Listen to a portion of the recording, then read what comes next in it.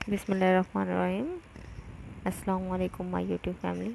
आज मैं आपको मिल्क सोडा की रेसिपी बताऊंगी। मिल्क है जो हम इसमें ऐड करेंगे, कोल्ड ड्रिंक, आइस, शुगर और जग जिसमें हम ग्राइंड करेंगे।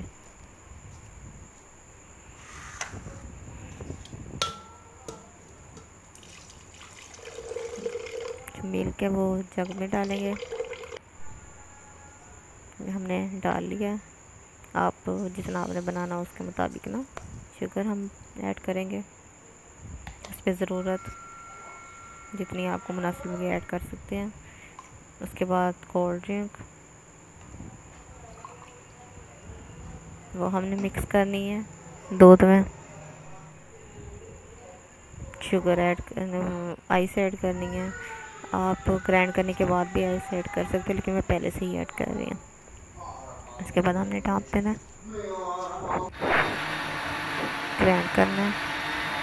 ये तक हमारा ग्राइंड हो गया और हमारा मिल्क सोडा तैयार है। रेसिपी अच्छी लगे तो लाइक एंड कमेंट ज़रूर कीजिएगा। अल्लाह हाफिज़।